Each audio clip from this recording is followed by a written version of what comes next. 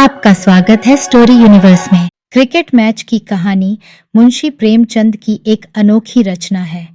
मुंशी प्रेमचंद, जिनका असली नाम धनपत राय श्रीवास्तव था, हिंदी साहित्य के महानतम लेखकों में से एक हैं। उनकी कहानियों में सामाजिक और मानवीय मूल्यों का अद्वितीय चित्रण मिलता है, जो हमेशा हमें सोचने पर मजबूर कर देता है। क्या होता है जब एक मजबूत टीम जो जीत के लिए तैयार होती है हार का सामना करती है? क्या नेतृत्व केवल धन दौलत पर आधारित होना चाहिए या उसमें योग्यता की भी भूमिका होती है? इस कहानी में मुंशी प्रेमचंद ने नेतृत्व की योग्यता और हमारी सामाजिक संरचना पर सवाल उठाए हैं। जब एक युवा खिलाड़ी अपने प्रदर्शन से सबको चकित करता है, तब एक रहस्यमयी युवती के साथ उसकी मुलाकात कैसे उसकी सोच और जीवन को बदल देती है। क्या यह युवती केवल एक प्रशंसक है या उसके आने से कुछ बड़ा होने वाला है? इन सवालों के जवाब जानने और कहानी के रोमांचक उतार चढ़ावों का आनंद लेने के लिए आइए हम इस कहानी में डूब जाएं। तो चलिए शुरू करते हैं। फॉस आज क्रिकेट मैच में मुझे जितनी निराशा हुई, मैं उसे व्यक्त नहीं कर हार सकता। हमारी टीम दुश्मनों से कहीं ज्यादा मजबूत था, मगर हमें हार हुई और वे लोग जीत का डंका बजाते हुए ट्रॉफी उड़ा ले गए। क्यों? सिर्फ इसलिए कि हमारे यहाँ नेतृत्व के लिए योग्यता शर्त नहीं। हम नेतृत्व के लिए धन दौलत जरूरी समझते हैं। हिज हाइनेस कप्तान चुने गए। क्रिकेट बोर्ड का फैसला सबको मानना पड़ा, मगर कितने दिलों में आग लगी। कितने लोगों ने हुक्म हाकिम समझकर इस फैसले को मंजूर किया।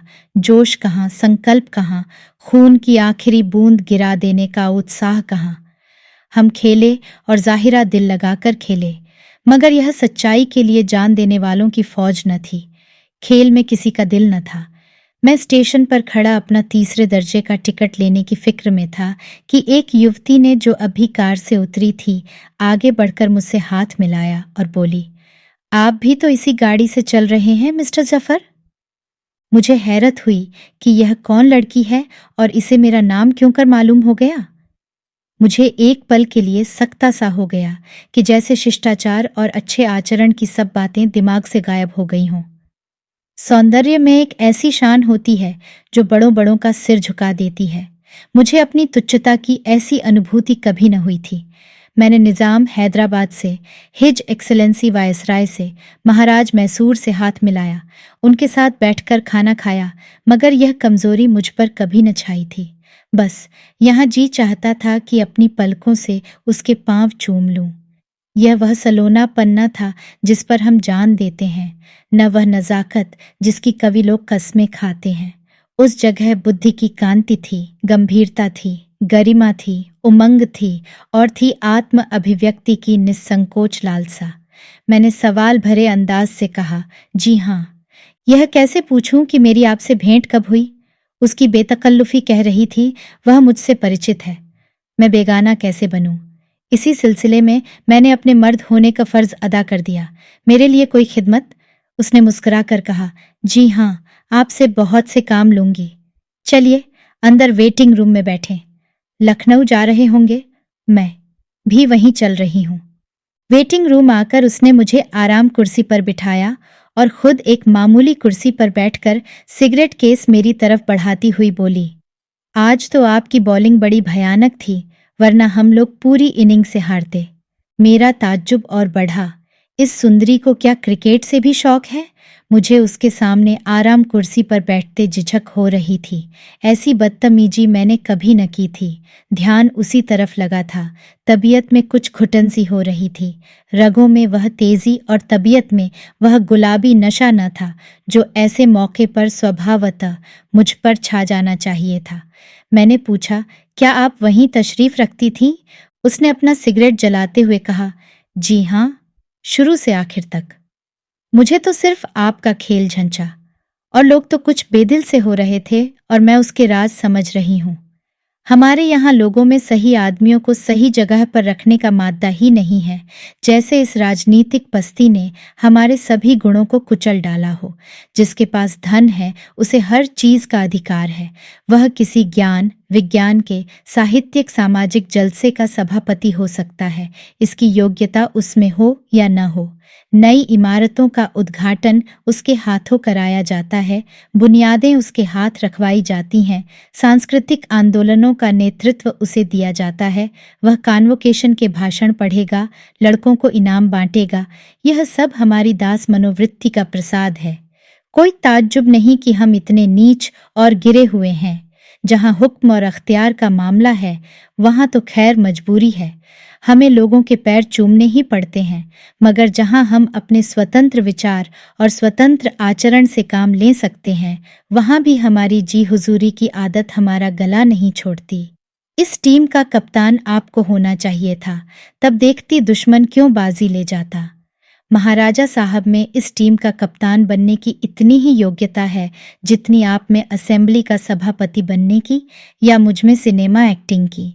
बिल्कुल वही भाव जो मेरे दिल में थे, मगर उसकी जबान से निकलकर कितने असरदार और कितने आंख खोलने वाले हो गए। मैंने कहा, आप ठीक कहती हैं, सचमुच यह हमारी कमजोरी है। आपको इस टीम में शरीक न होना चाहिए था। मैं मजबूर था। इस सुंदरी का नाम मिस हेलेन मुखर्जी है, अभी इंग्लैंड से आ रही है। यही क्रिकेट मैच देखने के लिए बम्बई उतर गई थी। इंग्लैंड में उसने डॉक्टरी की शिक्षा प्राप्त की है और जनता की सेवा उसके जीवन का लक्ष्य है। वहाँ उसने एक अखबार में मेरी तस्वीर देखी थी और मेरा जिक्र भी पढ़ा था। तब से वह मेरे लिए अच्छा ख्याल रखती है। यहाँ मुझे खेलते देखकर वह और भी प्रभावित हुई। उसका इरादा है कि हिंदुस्तान की एक नई टीम तैयार की जाए और उसमें वही लोग लिए जाएं जो राष्ट्र का प्रतिनिधित्व करने के अधिकारी हैं। उसका प्रस्ताव है कि मैं इस टीम का कप्तान बनाया जाऊं। इसी इरादे से वह सारे हिंदुस्तान का दौरा करना चाहती है। उसके स्वर्गीय पिता डा एन मुखर्जी ने बहुत काफ़ी संपत्ति छोड़ी है और वह उसकी संपूर्ण उत्तराधिकारिणी है। उसके प्रस्ताव सुनकर मेरा सर आसमान में उड़ने लगा। मेरी जिंदगी का सुनहरा सपना इतने अप्रत्याशित ढंग से वास्तविकता का रूप ले सकेगा, ये कौन सोच सकता था। अलौकिक शक्ति में मेरा विश्वास नहीं, मगर आज मेरे शरीर का रोआ रोआ कृतज्ञता और भक्ति भावना से भरा हुआ था। मैंने उचित और विनम्र शब्दों में मिस हेलेन को धन्यवाद दिया। गाड़ी की घंटी हुई। मिस मुखर्जी ने फर्स्ट क्लास के 2 टिकट मंगवाए। मैं विरोध न कर सका। उसने मेरा लगेज उठवाया, मेरा हैट खुद उठा लिया और बेधड़क एक कमरे में जा बैठी और मुझे भी अंदर बुला लिया। उसका खानसामा 3 दर्जे में बैठा। मेरी क्रिया शक्ति जैसे खो गई थी। मैं भगवान जाने क्यों इन सब मामलों में उसे अगुवाई करने देता था, जो पुरुष होने के नाते मेरे अधिकार की चीज थी। शायद उसके रूप, उसकी बौद्धिक गरिमा, उसकी उदारता ने मुझ पर रोब डाल दिया था कि जैसे उसने कामरूप की जादूगरनियों की तरह मुझे भेड़ बना लिया हो और मेरी अपनी इच्छा शक्ति लुप्त हो गई हो। इतनी ही देर में मेरा अस्तित्व उसकी इच्छा में खो गया था। मेरे स्वाभिमान की यह मांग थी कि मैं उसे अपने लिए फर्स्ट क्लास का टिकट न मंगवाने देता और 3 ही दर्जे में आराम से बैठता, और अगर पहले दर्जे में बैठना था तो इतनी ही उदारता से दोनों के लिए खुद पहले दर्जे का टिकट लाता। लेकिन अभी तो मेरी क्रिया शक्ति लुप्त हो गई थी। 2 जनवरी मैं हैरान हूँ हेलेन को मुझसे इतनी हमदर्दी क्यों है, और यह सिर्फ दोस्तना हमदर्दी नहीं है, इसमें मोहब्बत की सच्चाई है। दया में तो इतना आतिथ्य सत्कार नहीं हुआ करता, और रही मेरे गुणों की स्वीकृति तो मैं अक्ल से इतना खाली नहीं हूँ कि इस धोखे में पड़ूं। गुणों की स्वीकृति ज्यादा से ज्यादा एक सिगरेट और एक प्याली चाय पा सकती है। यह सेवा सत्कार तो मैं वहीं पाता हूँ जहाँ किसी मैच में खेलने के लिए मुझे बुलाया जाता है, तो भी वहाँ भी इतने हार्दिक ढंग से मेरा सत्कार नहीं हुआ, सिर्फ रस्मी खातिरदारी बढ़ती जाती है। उसने जैसे मेरी सुविधा और मेरे आराम के लिए अपने को समर्पित कर दिया हो। मैं तो शायद अपनी प्रेमिका के सिवा और किसी के साथ इस हार्दिकता का बर्ताव न कर सकता। याद रहे, मैंने प्रेमिका कहा है, पत्नी नहीं कहा। पत्नी की हम खातिरदारी नहीं करते, उससे तो खातिरदारी करवाना ही हमारा स्वभाव हो गया है, और शायद सच्चाई भी यही है। मगर फिलहाल तो मैं इन दोनों नेमतों में से एक का भी हाल नहीं जानता।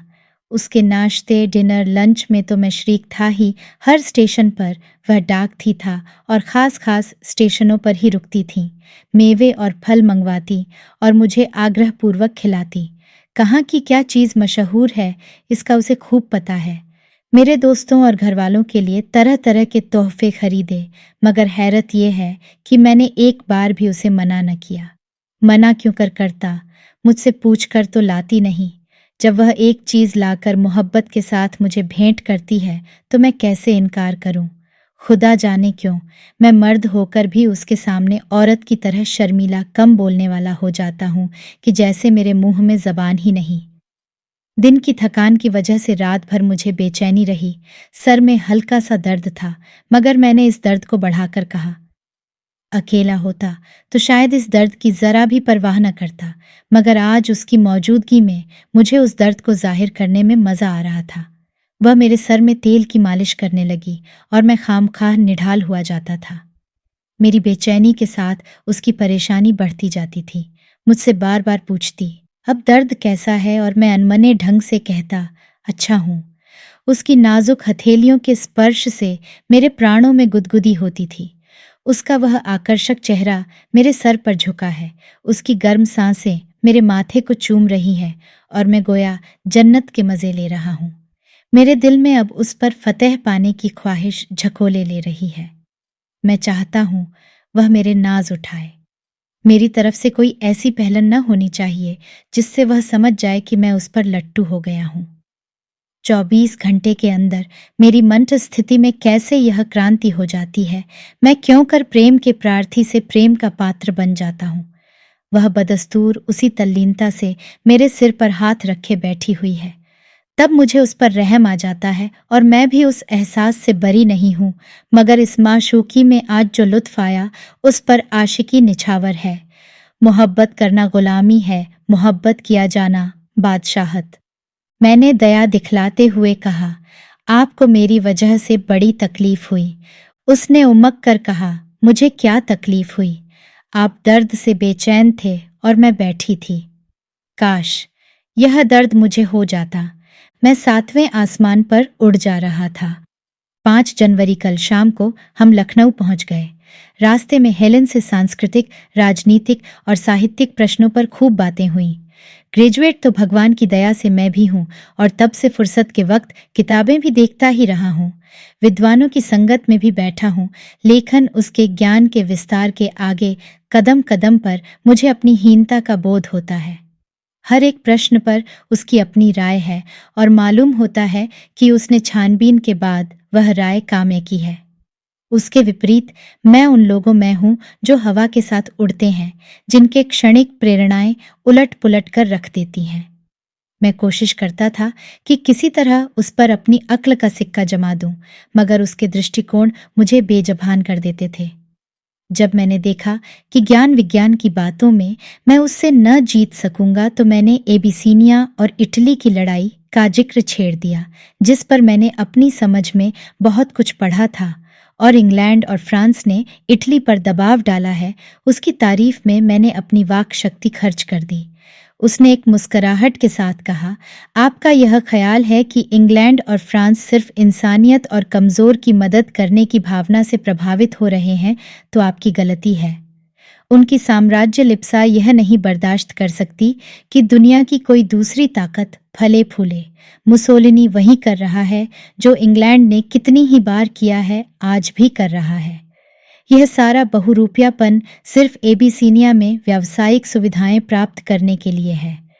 इंग्लैंड को अपने व्यापार के लिए बाजारों की ज़रूरत है, अपनी बढ़ी हुई आबादी के लिए ज़मीन के टुकड़ों की ज़रूरत है, अपने शिक्षितों के लिए ऊंचे पदों की ज़रूरत है, तो इटली को क्यों न हो। इटली जो कुछ कर रहा है ईमानदारी के साथ एलानिया कर रहा है। उसने कभी दुनिया के सब लोगों के साथ भाईचारे का डंका नहीं पीटा, कभी शांति का राग नहीं अलापा। वह तो साफ कहता है कि संघर्ष ही जीवन का लक्षण है। मनुष्य की उन्नति लड़ाई ही के जरिए होती है। आदमी के अच्छे गुण लड़ाई के मैदान में ही खुलते हैं। सबकी बराबरी के दृष्टिकोण को वह पागलपन रहता है। वह अपना शुमार भी उन्हें बड़ी कौमों में करता है जिन्हें रंगीन आबादियां पर हुकूमत करने का हक है। इसलिए हम उसकी कार्य प्रणाली को समझ सकते हैं।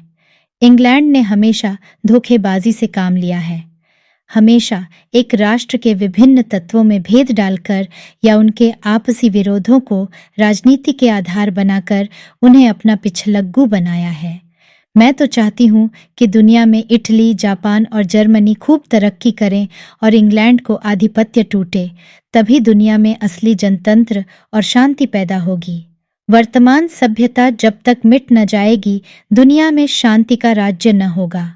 कमजोर कौमों को जिंदा रहने का कोई हक नहीं, उसी तरह जिस तरह कमजोर पौधों को। सिर्फ इसलिए नहीं कि उनका अस्तित्व स्वयं उनके लिए कष्ट का कारण है, बल्कि इसलिए कि वही दुनिया के इस झगड़े और रक्तपात के लिए जिम्मेदार हैं। मैं भला क्यों इस बात से सहमत होने लगा? मैंने जवाब तो दिया और इन विचारों को इतने ही जोरदार शब्दों में खंडन भी किया, मगर मैंने देखा कि इस मामले में वह संतुलित बुद्धि से काम नहीं लेना चाहती या नहीं ले सकती। स्टेशन पर उतरते ही मुझे यह फिक्र सवार हुई कि हेलेन का अपना मेहमान कैसे बनाऊं। अगर होटल में ठहराऊं तो भगवान जाने अपने दिल में क्या कहे। अगर अपने घर ले जाऊं तो शर्म मालूम होती है। वहां ऐसी रुचि संपन्न और अमीरों जैसे स्वभाव वाली युवती के लिए सुविधा की क्या सामग्रियां हैं। यह संयोग की बात है कि मैं क्रिकेट अच्छा खेलने लगा और पढ़ना लिखना छोड़ छोड़कर उसी का हो रहा, और एक स्कूल का मास्टर हूँ, मगर घर की हालत बदस्तूर है। वही पूरा अंधेरा, टूटा फूटा मकान, तंग गली में वही पुराने रग ढंग, वही पूरा ढचर। अम्मा तो शायद हेलेन को घर में कदम ही न रखने दें, और यहाँ तक नौबत ही क्यों आने लगी। हेलेन खुद दरवाजे ही से भागेगी। काश आज अपना मकान होता, सजा संवरा। मैं इस काबिल होता कि हेलेन की मेहमानदारी कर सकता। इससे ज्यादा खुशनसीबी और क्या हो सकती थी, लेकिन बेसरो सामनी का बुरा हो।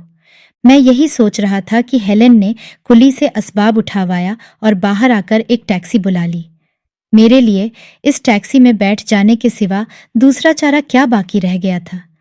मुझे यकीन है अगर मैं उसे अपने घर ले जाता तो उस बेसरो सामनी के बावजूद वह खुश होती। हेलेन रुचि संपन्न है मगर नखरेबाज नहीं है। वह हर तरह की आजमाइश और तजुर्बे के लिए तैयार रहती है। हेलेन शायद आजमाइशों को और नागवार तजुर्बों को बुलाती है, मगर मुझ में न ये कल्पना है न वह साहस। उसने जरा गौर से मेरा चेहरा देखा होता तो उसे मालूम हो जाता कि उस पर कितनी शार्मिंदगी और कितनी बेचारगी झलक रही थी, मगर शिष्टाचार का निबाह तो जरूरी था। मैंने आपत्ति की। मैं तो आपको अपना मेहमान बनाना चाहता था, मगर आप उल्टा मुझे होटल ले जा रही हैं। उसने शरारत से कहा, इसीलिए कि आप मेरे काबू से बाहर न हो जाएं। मेरे लिए इससे ज्यादा खुशी की बात क्या होती कि आपके आतिथ्य सत्कार का आनंद उठाऊं, लेकिन प्रेम ईर्ष्यालु होता है, यह आपको मालूम है। वहां आपके इष्ट मित्र आपके वक्त का बड़ा हिस्सा लेंगे, आपको मुझसे बात करने का वक्त ही न मिलेगा, और मर्द आम तौर पर कितने बेमुरब्बत और जल्द भूल जाने वाले होते हैं, इसका मुझे अनुभव हो चुका है। मैं तुम्हें एक क्षण के लिए भी अलग नहीं छोड़ सकती। मुझे अपने सामने देखकर तुम मुझे भूलना भी चाहो तो नहीं भूल सकते। मुझे अपनी इस खुशनसीबी पर हैरत ही नहीं, बल्कि ऐसा लगने लगा कि जैसे सपना देख रहा हूं। जिस सुंदरी की एक नजर पर मैं अपने को कुर्बान कर देता, वह इस तरह मुझसे मोहब्बत का इजहार करे। मेरा तो जी चाहता था कि इसी बात पर उनके कदमों को पकड़कर सीने से लगा लूं और आंसुओं से तर कर दूं। होटल में पहुंचे। मेरा कमरा अलग था। खाना हमने साथ खाया और थोड़ी देर तक वहीं हरी हरी घास पर टहलते रहे। खिलाड़ियों को कैसे चुना जाए, यही सवाल था। मेरा जी तो यही चाहता था कि सारी रात उसके साथ टहलता रहूं, लेकिन उसने कहा, आप अब आराम करें, सुबह बहुत काम है। मैं अपने कमरे में जाकर लेट रहा, मगर सारी रात नींद नहीं आई। हेलेन का मन अभी तक मेरी आंखों से छिपा हुआ था। हर क्षण वह मेरे लिए पहेली होती जा रही है। 12 जनवरी आज दिन भर लखनऊ के क्रिकेटरों का जमाव रहा। हेलेन दीपक थी और पथिंगे उसके गिर्द मंडरा रहे थे। यहाँ से मेरे अलावा 2 लोगों का खेल हेलेन को बहुत पसंद आया, ब्रिजेंद्र और सादिक। हेलेन उन्हें ऑल इंडिया टीम में रखना चाहती थी। इसमें कोई शक नहीं कि दोनों इस फन के उस्ताद हैं, लेकिन उन्होंने जिस तरह शुरुआत की है, उससे तो यही मालूम होता है कि वह क्रिकेट खेलने नहीं, अपनी किस्मत की बाजी खेलने आए हैं। हेलेन किस मिजाज की औरत है, यह समझना मुश्किल है। ब्रिजेंद्र मुझसे ज्यादा सुंदर है, यह मैं भी स्वीकार करता हूँ।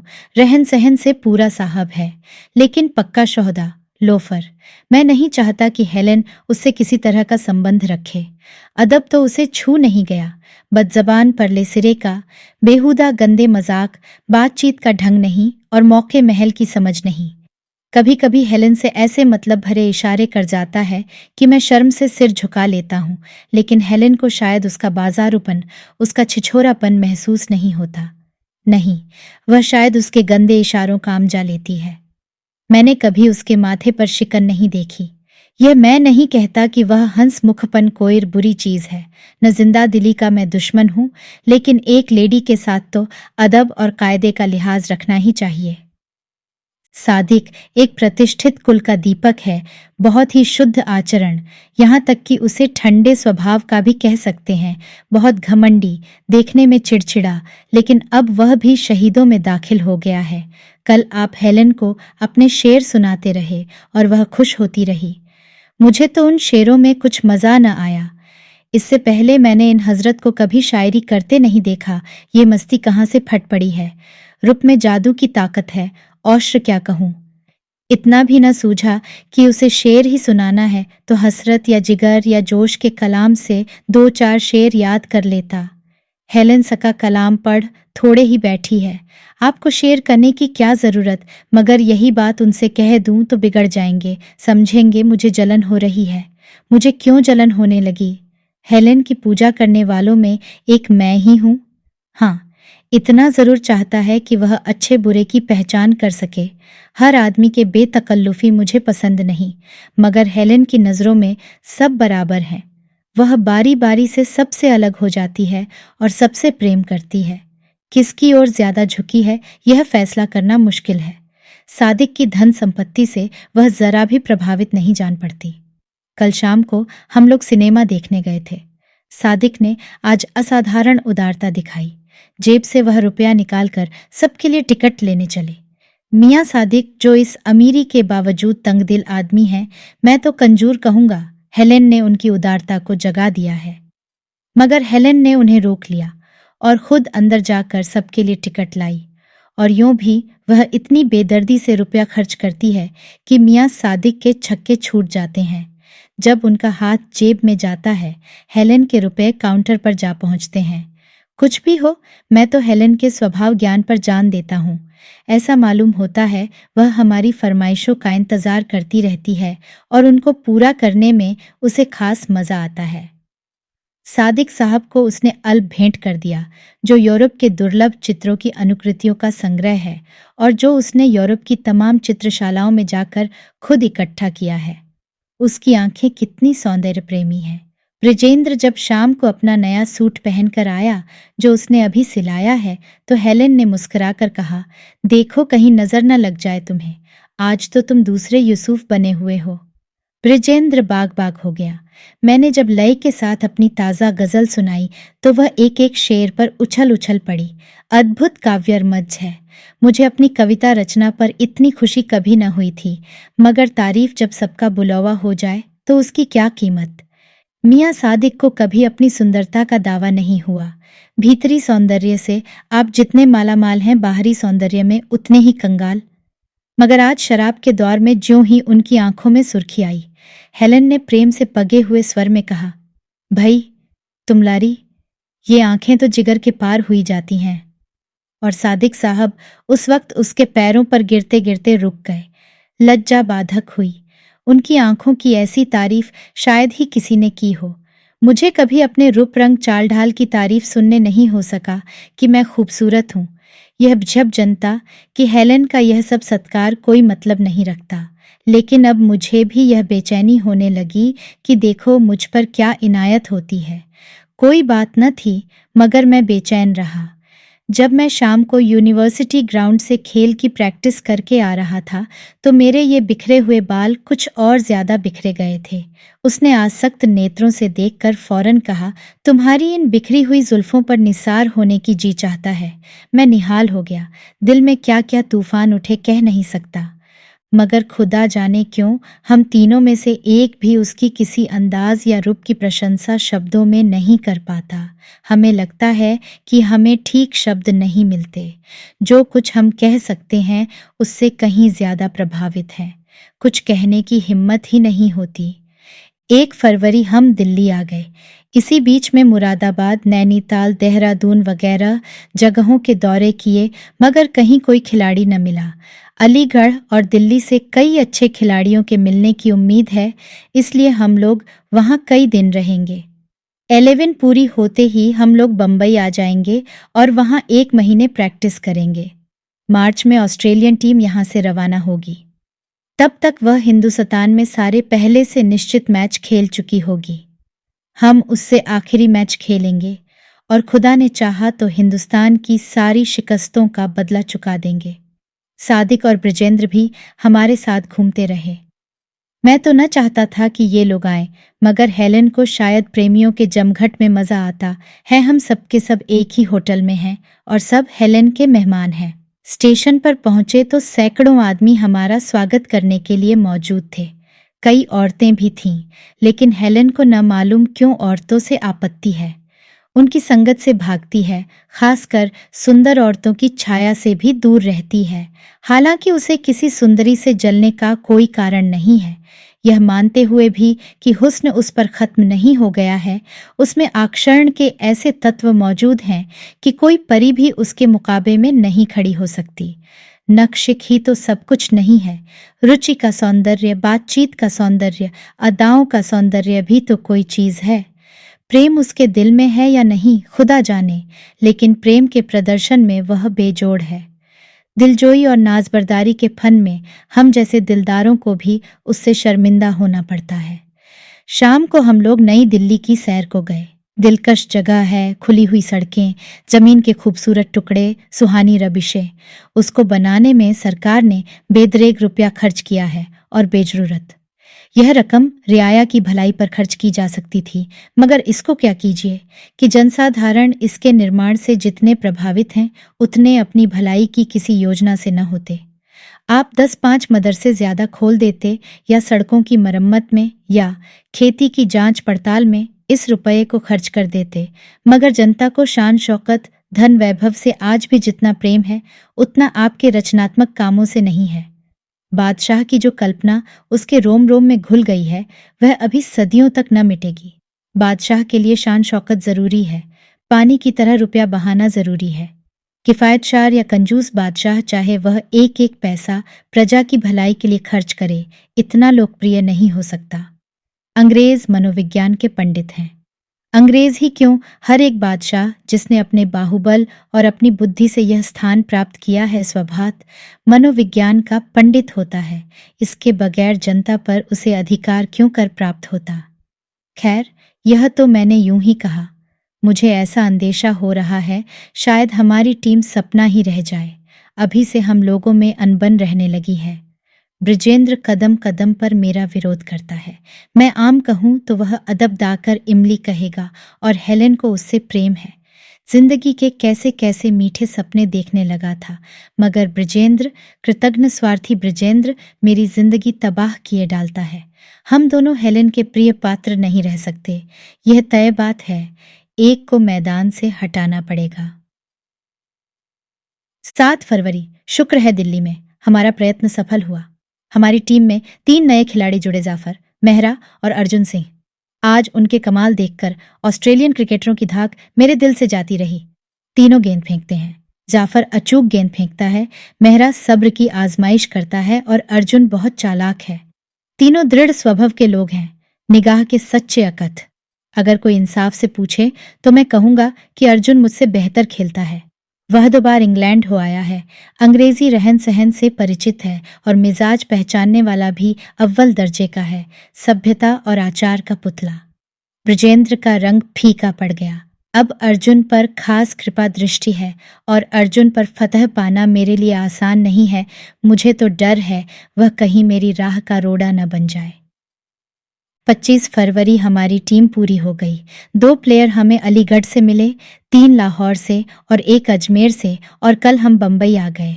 हमने अजमेर, लाहौर और दिल्ली में वहाँ की टीमों से मैच खेले और उन पर बड़ी शानदार फतह पाई। आज बम्बई की हिंदू टीम से हमारा मुकाबला है और मुझे यकीन है कि मैदान हमारे हाथ रहेगा।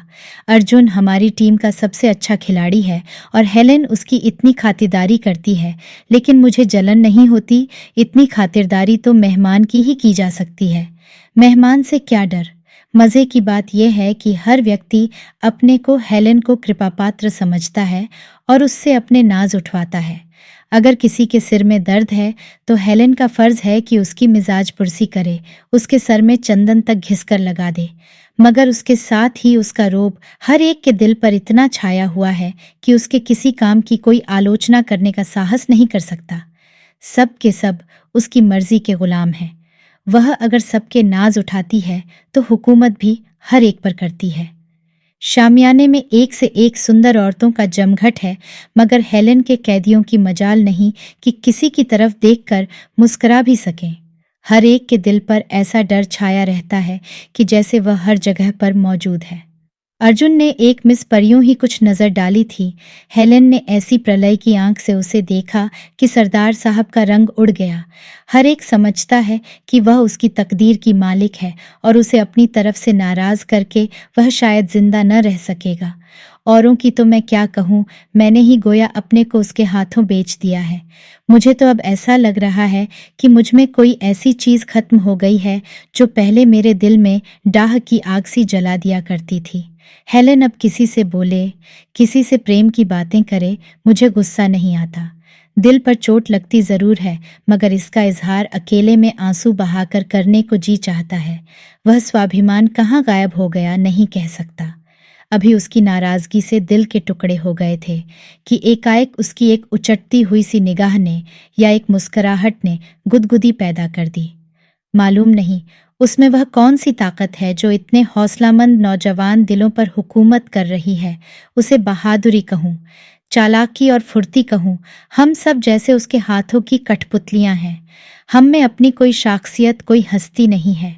उसने अपने सौंदर्य से, अपनी बुद्धि से, अपने धन से और सबसे ज्यादा सबको समेट सकने की अपनी ताकत से हमारे दिलों पर अपना आधिपत्य जमा लिया है। 1 मार्च कल ऑस्ट्रेलियन टीम से हमारा मैच खत्म हो गया। 50,000 से कम तमाशाइयों की भीड़ न थी। हमने पूरी इनिंग्स से उनको हराया और देवताओं की तरह पूजे। हम में से हर एक ने दिलोजन से काम किया और सभी यकसान तौर पर फूल हुए थे। मैच खत्म होते ही शहर वालों की तरफ से हमें एक शानदार पार्टी दी गई। ऐसी पार्टी तो शायद वायसराय के सम्मान में भी न दी जाती होगी।